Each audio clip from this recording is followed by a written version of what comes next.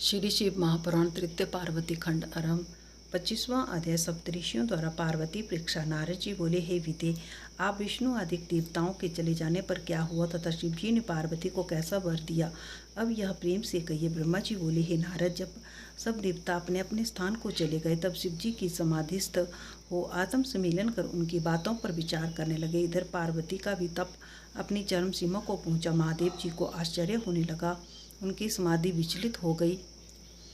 जगत श्रेष्ठा ने सप्तऋषियों का स्मरण किया। वे महर्षि शीघ्र ही उनके पास आ पहुंचे। सबने प्रणाम कर प्रसन्नता से हाथ जोड़ लिया। शिव जी ने कहा, पार्वती गौरी शिखर पर दृढ़ तपस्या कर रही है। वह मुझे पति रूप में पाना चाहती है। मेरी आज्ञा है कि तुम लोग वहां जाकर सर्वथा ही छलयुक्त वचनों से उनकी परीक्षा करो। वशिष्ठादिक सप्तऋषि शीघ्र ही गिरजा के स्थान पर चले गए, जहां वह अपनी तपस्या में लीन थी।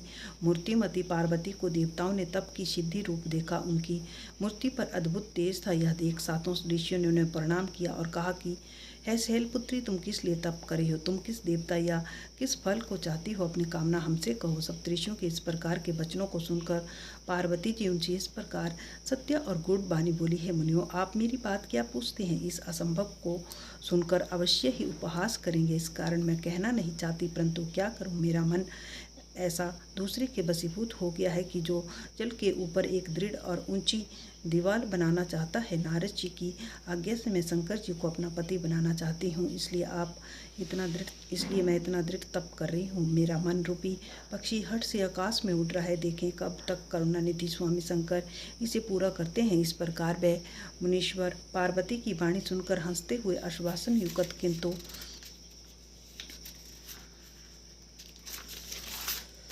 कपटपूर्ण उनसे यह झूठी बातें कहने लगे कि हे गिरजे, भला तुम ऐसी ज्ञानवती होती हुई भी झूठी, पंडित, अभिमानी और कठोर मन वाले नारद की बात में आ गई। नारद तो सर्वदा ही झूठ बोलता है। दूसरे के मन को बिगाड़ना ही तो उसका काम है। उसकी बात सुनना तो सर्वथा ही हानिकारक है। उसने तो दक्ष प्रजापति के 10,000 पुत्रों को ऐसा बिगाड़ दिया कि उन्होंने फिर लौटकर घर का मुंह तक न देखा। ऐसी तो उनकी सद्प्रीति है। इसी प्रकार पहले उसने चित्रकेतु का घर सूना कर दिया। प्रहलाद को अपना उपदेश देकर हिरण्यकशिपु का द्वारा परम दुख पहुंचाया। अतएव यह दूसरों की बुद्धि का भेदक है। उसका जिसने कर्ण संचक उपदेश सुना, जानो वह अपना घर त्याग भिखारी बना। देखने में ही उसका स्वरूप उज्ज्वल है, किंतु मन का बड़ा मलिन है। हम लोग तो उसके साथी हैं ना, इससे उसे अच्छी तरह जानते हैं। तुम विदुषी होकर भी उसका उपदेश पाकर मूर्ख हो तप करती हो।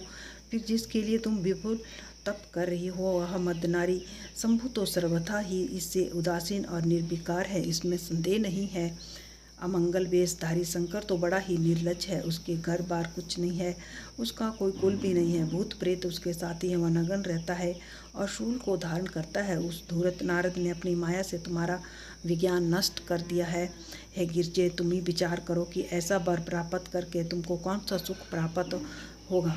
भला जिस मूढ़ ने पहले सती साध्वी दक्ष की कन्या से विवाह कर थोड़े दिन भी उसका निर्वाह नहीं किया और स्वयं उसे दोष लगाकर त्याग दिया, अब सुखपूर्वक अकल तथा अनुपम रूप का ध्यान करती हुई स्वच्छंद विचरता है, वह तो अकेला निर्वाण स्वरूप असंग और अद्वितीय है। फिर हे देवी, उसके साथ क्षत्रिय का निर्वाह कैसे हो सकता है? अतएव तुम हमारा कहना मानकर घर चली जाओ और ऐसी दुर्बुद्धि को त्याग दो, तुम्हारा कल्याण होगा। तुम्हारे योग्य वर तो सर्व गुणों की खानी लक्ष्मी के प्रभु वैकुंठवासी विष्णु ही हैं। उन्हीं के साथ हम तुम्हारा विवाह करा देंगे। तुम इस पाहट को त्याग कर सुखी हो।